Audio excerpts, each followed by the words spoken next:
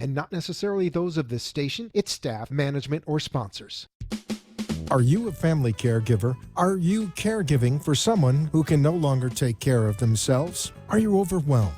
This is Caregiver Solutions Info with Marcia Teele. Marcia will be hosting an hour of true stories and information, tips and updates of the latest research and necessary information in the caregiving field, focusing on you, the family caregiver. An Alzheimer's disease and dementia care expert, Marcia has 15 years of hands-on experience at Arden Courts, a leader in assisted living dementia communities here in the U.S. Marcia covers everything you need to know as a family caregiver, especially if you care for a loved one with Alzheimer's disease or other related dementia or chronic illness. If you have a friend or relative that is also a family caregiver, call them now. They won't want to miss a minute. And let them know they can watch on caregiversolutions.info. And they can listen on WNN 1470 AM in South Florida or nationally on the iHeartRadio app. Now, sit back, relax, and learn from our host, Marcia Teele, as she brings information to you that may just be the caregiving solution you need. Hi, everyone, and welcome to the Caregiver Solution Info Show. I'm Marcia Teele, and I'm so glad that you could join us today. Today's show is going to be about staying above the fray, staying positive, relaxed, and resolving conflict with ease. Tall order, especially these days with COVID-19 and everybody staying at home and things are bad out there. Markets are down, a lot going on. This is a big topic because it's affecting everyone. Even if you have not been subjected to the coronavirus or know someone who has, it's very stressful. And stress can cause a lot of problems. Well, my guest today can handle all that and more because she is an expert for almost 20 years, and her job includes teaching people, companies, and people from nations around the world communication techniques, negotiation skills, conflict resolution, and even in the United Nations, she has gone to various countries, including Europe and Africa and Afghanistan, and she teaches skills so that these different people in different countries can learn how to resolve conflict better. And that's so needed. There's conflict everywhere in the world at some point. There always has, and hopefully there will not be forever, but until that time comes, we all need to learn how to resolve these issues. So joining me today from her home office in Key West, Florida, is Elisa Levy. Hi, Elisa. Hi. Welcome to the program. Thank you for being here today. Thank you for having me and for the work that you do and the caregivers listening to this. Well, you have an amazing portfolio of trips and tips and techniques and things that you have been doing for the last 20 years, which makes you an expert on this topic. You know, conflict is something that probably nobody really likes to have, but we also know that stress can add to conflict. And the more stress, it can just add more and more and more until somebody just blows up, blurts out something. And now that everyone is staying home with the coronavirus, they can't get out. They can't release a lot of that anxiety or that nervous energy because a lot of parts of the country still are closed. The parks are closed. A lot of the beaches are closed. People are going to start having conflicts not only with their loved ones, family members, maybe neighbors, but even healthcare workers working on the front lines, working in the field because it's so stressful. So tell us, what are some of the best ways that we can learn how to handle some of this conflict? Well, I think the first point you already made, which is to know that it's probably going to happen.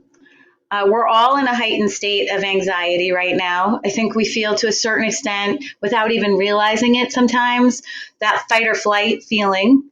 And all you have to do is turn on the news and it can rile you up. And then someone busts into your room when you're trying to get some space and you bark at them. For caregivers, that's got to be even more intense. We're worried. They have real and understandable worries about the health of their patients. They may be short staffed for obvious reasons, and they have to contend with their own home lives. So we're all on high alert. Caregivers are in high demand. And knowing that you are there is the first step. Now, there's also the whole idea of prevention. I mean, why do we take vitamins? We take vitamins not after we get sick. We take vitamins so that we won't get sick. And the same is true with our emotional immunity. So now more than ever, we all need to be doing some things each day that help us take our stress levels down. And it's easy not to do that because we're watching the news and we're stress eating and I can't start meditating now. But I've been saying to all of my clients, now more than ever, you need to work with your thoughts. Now more than ever, you need to have a morning ritual. It's first thing when you wake up, to start your day off, and practice that regularly so that we can bring our stress level down. And just to give you a couple of examples of some things that work and they're easy, okay? For a morning ritual, we hear it all the time, but gratitude notes. You write 3 things down that you're grateful for. We have a jar on my kitchen table. And I just, we sit down, we throw a Post-it note of something we're grateful for. And I make everybody do it. And when I've not been feeling so great, you know what I do? I open that jar, I throw them out on the table, and I pick up a few things. And I remember that I am blessed. Yes, this is a hard time. Yes, we do know people who've been ill. Yes, I'm worried about money just like everybody else. But there are so many blessings. And when I read those, I feel better. So that's one example of a simple morning ritual that you can do. Another, and we know it, we just don't do it, exercise. 30 minutes of getting your heart rate up, walking, skipping rope in your backyard, squats, anything to get your heart rate up and release some of those endorphins is extremely useful. And the third thing that I've been doing more of lately is journaling. So listen, we're encapsulated with these people in our homes, and who are we going to take it out on? Them. So what I've done is something called a free write. I used to teach anger management to men who abused women years ago, and I would have them do something called a free write. And a free write, if you don't know what it is you take a piece of paper and you sit down and you just start writing. There's no logic. It's not a journal entry. It's not how am I feeling today. It doesn't have to make any sense. It doesn't have to be clearly written. You can get stuck on a word like apple. You keep writing until something else comes. And how do you know when you're done with a free write? When you've got nothing else to say. And then you feel like this tremendous release. And please don't reread it. Don't go give it to the person. Here, I wrote you a little something, right? It's to rip up. It's just an expulsion of getting your emotions out so that you're not taking them out on other people. So I always did these things, but I'm doing more of them. The gratitude piece, number 1. Number 2, every day I'm exercising in the morning to get that energy out and my head clear. And the third thing is that when I'm feeling it, a free write. So that I don't bark at my husband. And by the way, I want to tell you one thing about the free write. When I used to do it, and when I would teach anger management, the men would say, "I'm not doing this. This is stupid." But they had to do it because they were in my class. And I cannot remember a single time I taught a class where I didn't have at least one of them come up to me after the free write, the third or fourth, and say, "That was great. Thank you so much. I use it all the time." So it's are a release, but also they help us get into a space where we're not hurting the people we love and are living with or taking care of. That's all great, but what if we're not the aggressor? What if we are on the other side and we have a loved one or a neighbor or someone who we feel they're attacking us? How can we or what can we do to resolve that conflict right then and there without, actually resorting to verbal abuse or physical abuse? What a great question. So let me distinguish between two answers to that question. If it's physical, I mean, we are seeing a rise in domestic violence. And in that case, there is no alternative. There's no discussing that can be done to prevent domestic violence, and we know that. So in that case, the key is a safety plan to get out, knowing who the resources are in your community, having your car packed and ready to go, just like you would in a normal domestic violence situation. The the National Coalition Against Domestic Violence, is an excellent resource. And Florida has its own chapter, and you can get online and look for warning signs, which everybody should know, and safety planning and resources in your community, all of which are staying open. I actually had a friend call the other night and say a friend of mine is experiencing domestic violence, and what should I tell her to do? And it was like there's a slew of information. I sent her phone numbers; they're all out there. The state attorney's office is working. People still have access to shelter if they need it, and they should know that. That's if your physical safety is in danger or jeopardized, right? If it's more your emotional safety, like your neighbors yelling at you and your husband or your wife or your child is snapping at you. And I think we all have been experiencing that. This is a tremendous opportunity to practice the art of forgiveness and understand that we are all doing it. I would say this, let me tell you this. My daughter goes to a Montessori school. She's 9.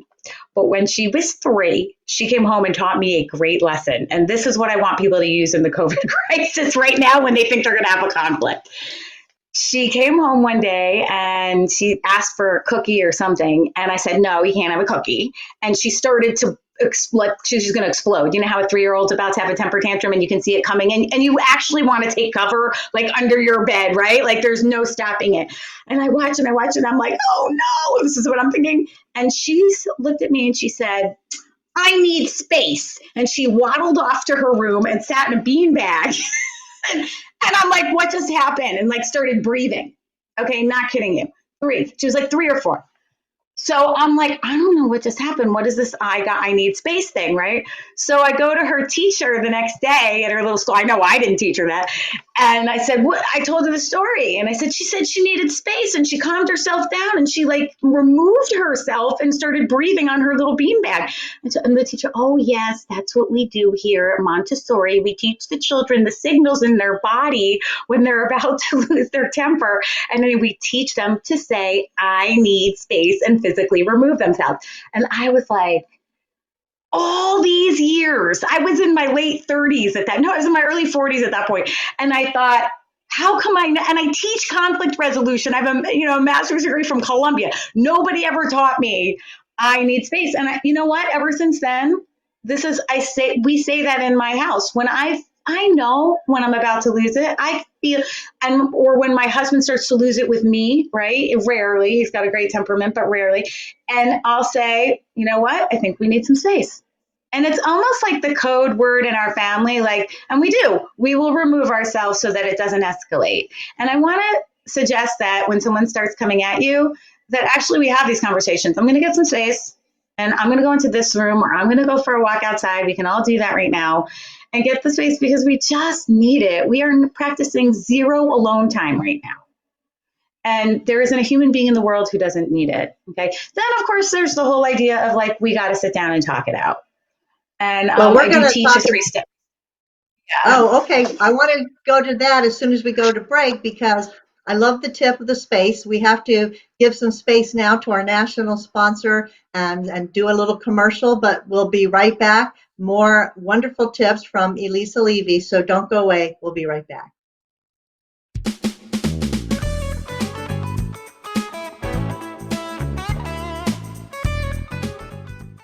Arden Courts is not just a place to live, it's a place to call home. Residential living combined with quality caregiving. This is the philosophy behind Arden Courts. Communities created exclusively for individuals with Alzheimer's disease and related dementia who would benefit from a safe and structured environment.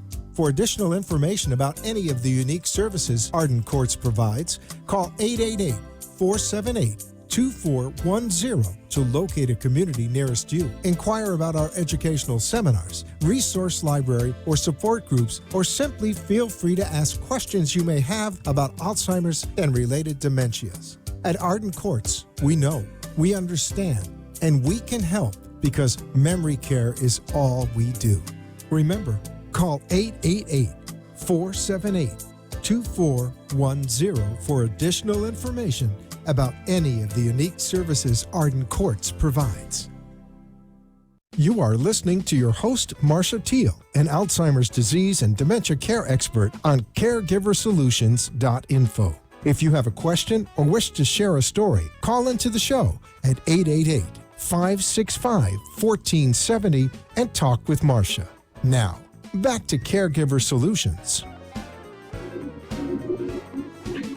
My guest today is Elisa Levy, and she is an author, a speaker, a trainer, and she teaches people how to do conflict resolution, which is one of her fortes. And so before the break, Elisa, I love that I need space. You know, if people can just be disciplined enough to say, I need space and step away. But you did mention that you have a 3-step plan on how to manage conflict. Let's talk a little bit about that. Okay, so this is actually not mine, so I don't want to take credit for it. This comes from a book that is really a must-read on conflict resolution. It's called Getting to Yes, and it's written by the Harvard Negotiation Institute's leader and founder, Roger Fisher. And he talks about conflict from the Israeli-Palestinian issues to conflict in your home. And really, actually, the steps in so many ways are quite similar. When I've gone overseas and dealt with conflict in Iraq, it's not that dissimilar from dealing with business conflict and conflict in my own life with my family. So the principles are quite similar. And basically, I filter his book into 3 steps that I teach and I use all the time. And the name of the technique is a little misleading. It's called the lie technique, which doesn't mean that's what you should do. But here's how it works. It's so simple to understand. It's just that it's hard to do. I mean, I've been practicing it my whole adult life and I still find it really hard. But believe me, it works.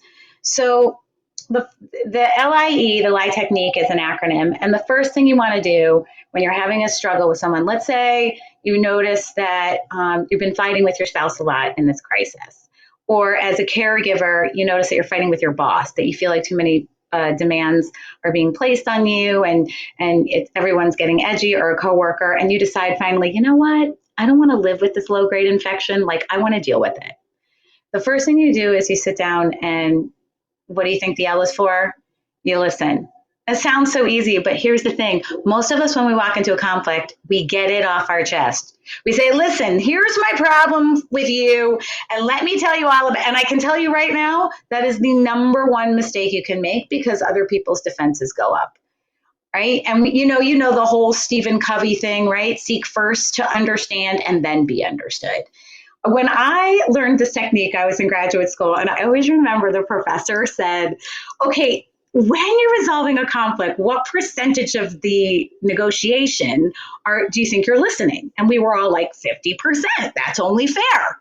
I listen for 50% and then I talk for 50%. And he was like, it's more like 90. Because the whole point when you're trying to negotiate a conflict is to really understand what that person is thinking and feeling, and you can't until you listen to them, and B, to make them feel that you understand. They cannot hear you until you do it. So I always start with an open-ended question. So let's give an example, or actually, why don't you give me an example? Why don't you give me an example of when you think your listeners would come up very typically for your listeners, and then I'll walk you through how you would do it. Oh, it could be a family that are maybe staying in place with the COVID-19 virus and they're having a conflict about how something should be done. Maybe they're taking care of dad who has dementia and you have a son and you have his mother, the wife, and maybe he's trying to tell her she's not doing something right, and they're starting an argument about the best way to do whatever it is they're doing to help dad. So let's say I'm the caregiver, because those are the ones tuning in here. And I go into the home and they are giving me a hard time, okay, about this. They're fighting with each other and they're giving me a hard time. And they're not taking my advice, okay? And I want them to take my advice, that I know what they can do to help their mother, but they're not listening to me. So there's the conflict. So I'm going to sit down with them, and the first thing I'm going to do is I'm going to say, and they're annoyed at me because they think I'm trying to boss them around and tell them how to take care of their loved one. And I'm going to say, tell me how you see this. Tell me what you think the issues are. Tell me what you need from me. And I'm asking all these open-ended questions. And they start saying, Elisa, you aren't giving us the right advice. You're taking over the situation. We know our mother. And I'm dying to interrupt them and tell them, listen, I've been doing this for 15 years and and I do not. Instead, every time you want to defend yourself, you come up with another question. And that's the thing I'll say to myself when I'm in it. I'll be like, oh my God, I can't believe they just said that. And I'll say, ask another question. And you know what I say sometimes? Like, if someone says, you're being ridiculous, Elisa, I'll say, what do you mean? Can you give me an example? What do you mean by that? And the whole time I'm trying to ask myself while they're talking, if I were in their shoes, how would I be feeling right now? I want to empathize with them, because the minute that I can empathize, even if I don't think they're right objectively, is the minute I can understand how they feel, the anger goes away, the solutions become possible. So I'm listening, I'm asking for examples, I'm trying to understand this family who's angry with me as a caregiver, and how do I know when they're done talking? I know that they're done when they do one of two things. Either they stop, or they start repeating the same thing over. And that's when I go to I. So that was the L for listen, and then I go to the I. The I is for inform. It's when I get to say my point of view. Now, let me just tell you something. When you know you're going to have a conversation on conflict, prepare in your head your I before you get there, because they're not going to listen to you as long as you listen to them. They don't know this technique. You have the advantage. So if you start waffling, they aren't going to keep you for very long, right? So I might say, look, here's my frustration. I feel like you guys are not listening to my advice. And I know there are a few things that work with your mother because she's been in my care before at our institution. And I just want to share them. And there's 2 or 3 things I want to share with you. If they interrupt me, do I let them? I do not. I say, listen, please, I felt like I heard you. Please let me finish. Let me get to the 2 things I really think your mom needs. And then I share with them my side. Then we go back and forth. Listen, inform. I let them respond. And so back. All the time I'm asking them questions and trying not to get defensive. When I feel that the issues are out on the table, LI is done. And that's when you get to the easy part. The easy part is E. That's the E in the lie, and it means elicit an agreement. Don't bother, please remember this. I say this all the time to people. Don't bother resolving a conflict if you don't have a plan for action. Getting your feelings out on the table, oh, I'm glad you told me how you feel, and I told you how I feel, is useless if you don't ask one important question. And here's the question I want you to tattoo on your forehead, in your brain, which is always end the conflict, like the discussion, by saying this: what are we going to do about it? Like, what can we do about it? And not what can you do about it, because that implies that you have to do all the work. And not what can I do about it, because that implies that I have to do all the work. What can we do about it? And you walk out with very specific, even if it's one thing, very specific things that you commit to moving forward. And that, all of it sounds so simple, right? But you get into it and you don't listen. You get into it and you never come up with an agreement. So again, the L is for listening, the I is for inform, and the E is for eliciting an agreement. And the more you practice it, the better you get. It's like everything in life. Well, that does sound simple, but obviously it's going to be new to a lot of people. I knew someone that would never listen to what maybe was being said because they were thinking in their head what they were going to say back without listening. And so the L is obviously so important, because without the listening, you don't know where the other person is coming from. So it is something I think that is worthwhile doing, obviously, but it takes practice. And if people would just start simple and just listen. And I think one of the things that people try to do is they try to do the interjection, they try to be defensive, they try to get on the offensive or attack. And I think that that's hard. It's human nature to try to defend ourselves when we're being attacked. So I love that you have the simple 3-step technique, LIE. We don't want to lie to ourselves and think that we can do it on our own. So there we go. We used it for something that we can remember. I want to tell you Yes. one thing that helps with the listening, and it's called the red balloon. Have you ever heard of it? A lot of people have heard of it, the red balloon. So maybe a long time ago. Okay, so the red balloon helps me a lot. The red balloon is this. When someone is telling you their side of the story and you're dying to interrupt them, and I use this with my husband a lot, you imagine that there's a red balloon full of hot air right next to their head. And when can you talk? When it's empty, right? Because if you start talking, that red balloon just gets bigger and bigger and bigger, and it's going to pop. So I will literally look at my husband's head. He like occasionally he'll get into it and he'll start talking, and I know I interrupt, and I'll look at his head and I'll see a red balloon there, and I'll ask myself, is it empty? Elisa, zip it. You cannot talk until that red balloon is empty, until they're calm. And then you can talk. So that's one of the little sort of mental visual techniques that you can use to stop yourself from interrupting someone when you're in a conflict. Very, very good. I love it. Well, we're going to take a quick break and we come back more from Elisa Levy. We'll be right back.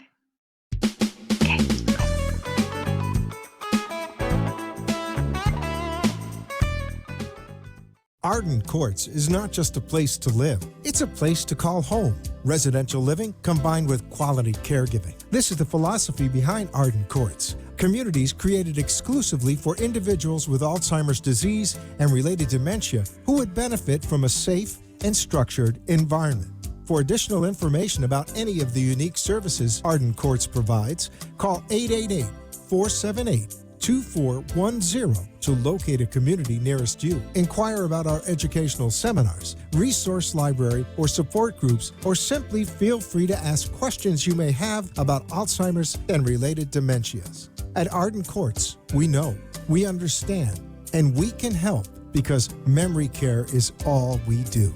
Remember, call 888-478-2410 for additional information about any of the unique services Arden Courts provides. You are listening to your host, Marcia Teele, an Alzheimer's disease and dementia care expert on caregiversolutions.info. If you have a question or wish to share a story, call into the show at 888-565-1470 and talk with Marcia. Now, back to Caregiver Solutions. I'd like to take this opportunity to thank our national sponsor, Arden Courts Memory Care Communities. Arden Courts is a leader when it comes to memory care, and they have about 50 communities all across the United States, 10 of which are right here in Florida. Arden Courts is a great resource, and they'd like to offer to you, just for watching, this book. It's called The 36-Hour Day. It's an excellent resource for caregivers, especially for caregivers dealing with the trials and tribulations of Alzheimer's disease and other related dementia. If you don't have this book, I strongly recommend that you email Arden Courts today and request it. It's absolutely free. The email address is delray@arden-courts.com. delray@arden-courts.com. Tell them that you heard about the free offer on the Caregiver Solution Info Show, and you can send them your name, address, and telephone number, and they'll be assured to get a book mailed out to you right away. So don't delay. You'll be really glad that you did. So my guest today is Elisa Levy. She is an author, and she is a speaker and a trainer, and she specializes in conflict resolution, which Lord knows we can all benefit from that everywhere we go. We see conflict, and I appreciate you being here with us today, Elisa, sharing your expertise. So we've talked about a morning routine to keep us peaceful, to sort of get us in the flow, a positive mindset. We've talked about conflict resolution, how we can listen better and use the LIE technique, the LIE technique that you explained so well. And now for the rest of the show, I'd like to talk about something else that you're really good at explaining, and that is how to relax. Because caregivers hear all the time from people, just relax. You need to relax. But that's hard to do. First of all, what does that mean? Because relaxation can mean different things to different people. And now that we're all staying at home, sheltering in place, and maybe our relaxation was always walking on the beach when the beaches are closed, or going to the park and the parks are closed, or going to, the movies or whatever it might be that we can't do right now until our country is safer, we can all be together more. So we need to relax. So we can't do what we usually do. Plus, caregivers are so stressed out and so busy, they'll say, I don't have time to relax. I can't do yoga. I don't have time to sit for an hour and meditate.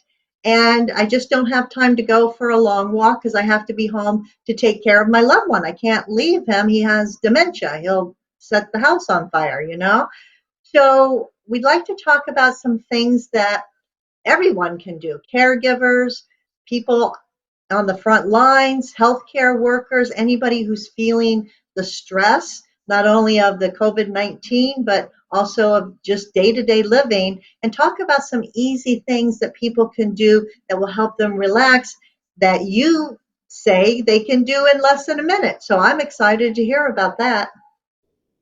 Okay, so I think we're all in that boat sometimes where we feel like, yeah, if I were retired, I'd meditate, I would go do yoga, I would exercise more. But we don't have that luxury, and it doesn't mean that we can't relax. And certainly we all know we need to do it. So I want you to understand that there's two ways to relax. You can relax your body and your mind will follow, or you can relax your mind and your body will follow. And it really depends on what interests you more, and some people are more physical, so they find it easier to relax their body, and others of us are more mental, and so we find it easier to relax the mind. I actually think playing with both of them is really useful. So let me start with a couple of physical things, and then I'll give you a couple of mental things, all of which you could do in 60 seconds or less. Okay. So for the physical, there's an autogenic release in your body that you can do very, very easily. And actually, all you have to do, and whoever's listening to this, and Marcia, you can do it right now, is set your arms straight down in front of you. I'll just show you with your arms. And close your fist really, really tight in a tight ball, as tight as you can. And imagine sending all your energy and all your tension and all your negativity down to your fist, and squeeze tighter, tighter, tighter until it actually hurts to squeeze your fists. And hold it there for about 10 seconds. Let's say 5, 4, 3, 2, 1, and then release. Unfurl your fingers, shake your wrists out, actually, and you can feel a little bit of the tingling in your hands if you've done it long enough, right? Okay, that's autogenic. So basically what you do is you go through your body. I could sit down in a chair for 2 seconds in the middle of running around and taking care of a patient. And I could do my fists, my feet. You literally clench your toes, okay? You suck in your stomach, and you take your shoulders and you push them up to your ears, and you hold until you're shaking and shaking and shaking, and then you release your shoulders. So you do that through your hands, your feet, your shoulders, your abs, and you actually feel this. It's a forced release of your muscles. Okay, that's literally 10 seconds. Some people are like, I don't want to do that. That's okay. Here's another physical thing that works. And we totally underestimate this, is the power of our senses, like the smell and taste. So I walk around with me, and I learned to do this years ago, and I travel to Iraq and Kosovo and places like this with just a bottle of lavender and citrus. And what do? They evoke feelings, emotional feelings in you, senses do. That's why when you are walking on a freshly cut lawn, it makes you feel happy because it reminds you of your childhood, right? That's why the beach, when you smell the beach, suddenly it evokes an emotion. We don't realize the power of olfactory has over our physical being. So two things that help. One calms us and one energizes us. The one that calms us best is lavender. So I'll walk around with it. I'll actually just put some in my hand and cup it over my mouth and take a deep breath. And I get that feeling of, that feeling I had as a child when it was dusk and I was playing in the lawn with my friends, right? It's not the same smell, but it's the same feeling. It calms you down, literally calms you down. And then the citrus or the mint, either or, energizes you. So in the middle of the day, if I'm feeling downtrodden and exhausted, I'll just put a little bit in my hands, cup it over my nose, and take a deep breath in, and that's instant. I mean, and this is less than 60 seconds. That's 20 seconds. That's 10 seconds. Okay. So the autogenic training for physical and the olfactory, any kind of lavender, mint, I have a closet full of oils. The mental side of things, I mean, we could talk about this for much longer, so I'm just giving you a few. But the mental side of this is just 60-second or less meditations. This is from a book years ago that I read called The Meditation Express. And it was 60-second meditations. Some of the ones that I have are from that. Some of the ones I've learned myself over the years. And Marcia, from being in the class, that I have a few of those. Let me just share with you the one I like the most, okay? And this I learned not from that book, but from a hypnotherapist, maybe probably 25 years ago.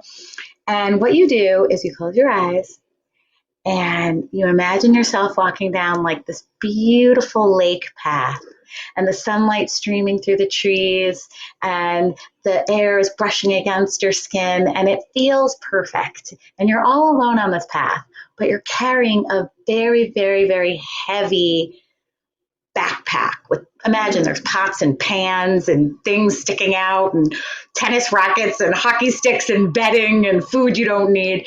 And as you walk down the path, you slowly take one thing off of your pack and you leave it by the wayside. And then you walk a few more steps and you take the next thing off your pack and you leave that by the wayside. None of these are things that you need. You have everything you need waiting for you. And so slowly, one step at a time, you take everything out until that pack is so light. And you arrive at the most beautiful, simple little table waiting for you with flour on the table and a perfectly healthy, beautiful meal. And you sit down there and you take that backpack off and you breathe in the good air and you're about to nourish yourself. Just as you sit down in that chair, you can open your eyes and feel the lightness. And I actually use that. I use it so often, I can't even tell you. Pretty much every time I'm feeling overwhelmed. And I'll even do it sometimes like while I'm driving. Just imagine, oh, here I am walking down this path. Or, anywhere, my kid's getting on my nerves. I'm walking down that path, taking things off my back, off my shoulders. And so that's one of my all-time favorites. The other one for caregivers. Oh, do you want to say something? Go ahead. I have a question about that one, and I could see how that might work for a lot of people, but what about somebody like me that doesn't like to throw things away? I like to keep things, and for mentally throwing things away, I'd be looking behind me, oh, I really need that tennis racket, and oh, I better go back and get that can of beans because I might need it someday. So that would be a little harder for me to do, to throw things out. Don't use that one then. Don't use that one. Let me give you another one because you don't need to deal with that issue, right? This is all to help you relax in 60 seconds or less. There's 8 of them that I've given you, but Oh, good. the one that another one that I really like to use is called the bubble, and it's not even a visualization technique, but I used it a lot. I've used it a lot I told you that I, used to work in the field of domestic violence, and people would, and it's probably the same for caregivers. People would come to me and I would deal with compassion fatigue. I would get really upset. They would be crying hysterically, especially when I first started in the field. And I went to my boss and I said, I don't think I can do this anymore. And she said, don't you know what the bubble is? And I said, no, I don't. Can you know what the bubble?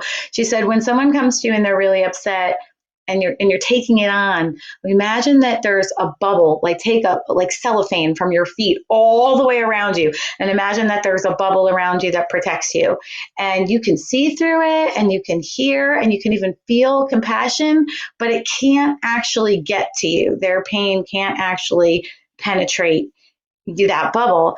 And when someone comes to me now in my work, they come to me all the time, and they're upset and they're crying, and I know I'm going to take it on. I just immediately put on the bubble, and it helps me maintain some emotional distance. And in that sense, I can actually be more helpful, because if I start getting too involved, then I lack the ability to help. So Yeah, that's that absolutely makes sense. Yeah. so I yeah, actually saw, and then I'm sorry, I actually saw someone wrap themselves in a bubble at one of these fun houses, and they had gigantic bubble machine that you can dip in, and it literally covered the whole person from the top of their head till their feet. And to visually see that when you were talking about it, you can put yourself in a bubble, literally and figuratively. my clients come to me all the time and they're like, I had the bubble. I used the red balloon and I had the bubble. You know, I'm like, good. And just to your point about, you don't like to let things go, so that might not be good for the path. A similar one is walking down a staircase where you imagine yourself at the top of the staircase and you're walking down, and with each step you feel calmer and calmer, and you actually count like 10, 9, 8, and when you get to 1, you're at the bottom of the staircase in the absolute most beautiful place that you know of. And for some of us, that's the beach. For some of us, it's a place we went when we were, children, like a room in our grandmother's house or something like that, that felt really safe and secure. And when you get to 1, you just walk into that place and you stay there and you take 3 deep breaths in that place, but you really try to feel the physical elements of it. Like, what does my skin feel right now? What am I seeing? What colors am I seeing? So you can focus on it. And then you come back up the stairs, you count back up to 10, 1, 2, 3. And when you're at the staircase, you take a deep breath, you come through the door, and you get back into your life. And again, that's less than 60 seconds. So whether it's walking down the path or walking down the stairway, either of those can be really useful. And people will say to me, that's not going to work. And you know what I say? Can't hurt, could help. Why don't you try it 3 or 4 times? And the more that you do it, they say it takes 21 days to make a habit. So I always tell people, try it 6 or 7 times. If you don't feel that you're doing it better after the 7th time, fine. But what did you get to lose? 7 minutes? Really? That's nothing. And it absolutely helps.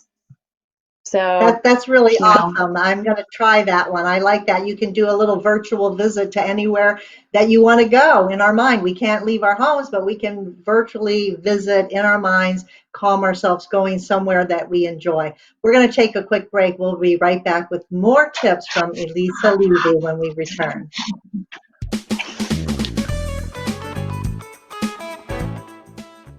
Arden Courts is not just a place to live, it's a place to call home. Residential living combined with quality caregiving. This is the philosophy behind Arden Courts. Communities created exclusively for individuals with Alzheimer's disease and related dementia who would benefit from a safe and structured environment. For additional information about any of the unique services Arden Courts provides, call 888-478-2410 to locate a community nearest you. Inquire about our educational seminars, resource library, or support groups, or simply feel free to ask questions you may have about Alzheimer's and related dementias. At Arden Courts, we know, we understand, and we can help because memory care is all we do. Remember, call 888-478-2410 for additional information about any of the unique services Arden Courts provides. You are listening to your host, Marcia Teele, an Alzheimer's disease and dementia care expert on caregiversolutions.info. If you have a question or wish to share a story, call into the show at 888-565-1470 and talk with Marcia. Now, back to Caregiver Solutions. Today we're talking about staying above the fray, staying calm, staying peaceful, how to handle conflict during this terrible coronavirus pandemic. And my guest today is expert at teaching us all of these things. Her name is Elisa Levy, and she is calling in today from her home office in Key West, Florida. And she has 20 years experience with all of these issues and more. So, Elisa, we're talking about relaxation techniques now. And so before the end of our program, I'd like to throw a few more out to you to explain, because I think that caregivers really do need quick, short, easy relaxation techniques that they can do pretty much anytime, anywhere. So one of them that you call the rose petals, or that was in the book that you were talking about, rose petals. Explain about the rose petals. Okay, so that's more when you have a question like, do I want to keep doing this work? Or what should I do about this relationship, whether it's work or personal? And you can't decide, and you're going over it in your head, and you're staying up late at night. We've all been there. And you just imagine that there's this flower in front of you. It could be a rose or any flower. And it's almost like you did when you were a kid. He loves me not. But you know what I believe is that in our heart of hearts, if we were to take away all of the deliberation that we do know the answer. We always have the answer. No one has it for us. So you close your eyes, you picture the question, and then you're plucking away the rose petals one by one. And at the very last one, you've got your answer. And it's great to pose the question as to something like, should I or shouldn't I? Or what should I do, in one word or less, so that it's not some long, the last petal should just have it like straight and clear. And that's a great way to sort of get to your gut. I used to say to my one of my clients, coaching clients, listen, you have to go to your gut. And he'd say, I can't hear my gut. And I'd say, yeah, because it's clouded by your thoughts and your fears. But if we get to the place of faith that we ourselves have that answer, it will always be waiting for you. And so the rose petalist scenario is just a quick way of accessing that. The other thing I like to tell people is when you first wake up in the morning, we are most clear-minded. And so if something's been bothering you and you don't know what to do, should I stay in this job? Should I do that? Is that you ask yourself when you first wake up, what is it that I want out of this? What should I do here? And whatever answer arises is very often the answer that your heart wants. So that's not so much a relaxation technique. Yeah, go ahead. Sometimes it's hard for people to make those kinds of decisions. Caregivers go through decision-making problems all the time. You know, do I keep my loved one home? Do I put them in a memory care? Do I, send them up to my son to take care of? A lot of decisions, and it's very difficult for them. And I think sometimes it's hard for them to match up what's in their head and what's in their heart, and trying to get them both in line, because the head says one thing, the heart says another. So you're saying, don't look in your head or your heart, go to your gut, because that is the essence of who we are, right? Say it, actually. I don't think I could have said that better. In the end, we don't want to always listen to one or the other. Sometimes in a case of care for a family member, the head should overrule, right? But we never want to ignore the heart. And so you're looking for a third option which combines the two. And I think that we know the answers, but we just don't sometimes want to hear them. So the rose petal has been useful to me and also my clients over the years, very much so. What about the breathing technique, the breathe it out? What about that one? Okay, so the breathing it out technique, and I actually use a lot of breathing techniques. In these years, I've come to do a different breathing technique, which is called, if anyone's ever done yoga, it's called pranayama, which is a balancing breath. But the breathing out is just a simple idea, is that you inhale a word you want and you exhale a word you don't want. So for example, you might inhale calm or inhale peace and exhale stress or frustration. So you do it 3 to 5 times. So you inhale through your nose and you would inhale, let's say peace. So you take a deep, deep inhalation, you hold, and then you breathe out through your nose, not through your mouth, through your nose, stress, right, to the same count. So if you breathe in for 3, you hold for a second or 2, and then you breathe out for 3, all through your nose, right? So you're not actually losing your breath. I like that technique, and I just want to explain one thing, that pranayama breathing is very similar to that, but you actually use your fingers to close your nostrils. And so you take your thumb and you close your right nostril with it, and you breathe in through your left nostril. Same thing, breathe in, peace. And then you take your pinky and you close your left nostril and you breathe out your right and you exhale stress. What does that do? It literally helps balance the brain. So you're just holding your nostril in and breathing, inhaling, closing it, exhaling through the alternative nostril while you're saying those words. It's just a variation on what I just explained. And I find the pranayama breathing with the words to be so incredibly helpful. I actually just did it this afternoon after lunch, and even like 3 or 4 breaths of that is extremely useful.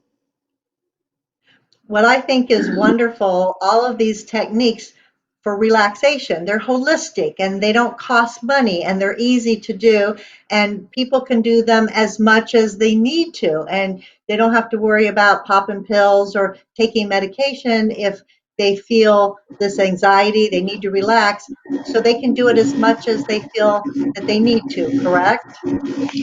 Correct. And I have to say this, like, sometimes I'll do it and I don't feel that much better. So I'll try something else. Like, it only takes 60 seconds. So let's say, for example, I did the walking down the path thing and I was like, I don't feel better. I might pull out my lavender, and take a whiff of the lavender, and then I might do a little of the pranayama breathing an hour later. It's not that, it didn't work, so I'm not going to feel any better. We have to keep trying. There isn't anything more important than feeling good. Look, even if you go back to the whole idea of conflict resolution, right action comes from right thought. So I could fake it. I could teach you how to be nice in a conflict. But if your heart isn't there and if you don't feel the compassion, it doesn't matter. We have to work on ourselves first and feeling calm and joyful in life. And the rest, I promise you, will follow. Years ago, I stopped asking myself, what should I say in the situation? Because it didn't matter what I said. The real question is, what should I think? How should I feel right now? How can I engage in what this other person's saying? And the action would flow from that compassion, not from the right thing to do, right? The right thing to do is after the fact. So we must first and foremost begin working with our minds, right? We Well, have I 20,000 thoughts a day, and we need to work with them. Well, thank you for that. And I think the right thing to do now before we end our show is to let everybody know how they can learn more about you. Do you have a website that they can check out? I do. It's elisalevy.com. It's my name. And I have lots of information there, and my books are on there and all that good stuff. Okay, it's Elisa, Elisa, Levy, Levy. So elisalevy.com. Thank you, Elisa, for being here today. It's been a pleasure having you, talking with you, and learning from you. And stay well and stay relaxed. Thank you. And thank you for the work you and other caregivers are doing. Well, thank you, all of you, for tuning in today to the program. I hope that you all are staying safe and sane and that you can get back to doing what you want to do as soon as possible and stay well. And call in or write in or email for your free book, The 36-Hour Day. Get that. You have something to read while you're staying at home. And that's easy to do at delray@arden-courts.com. Or you can call in at 888-478-2410. Until next week, we'll see you. Give yourself a virtual hug. I'm giving hugs over the internet here, Elisa, so there's one for you. And Thank you. And y'all stay safe and take care. And thank you again. And we'll see you next time.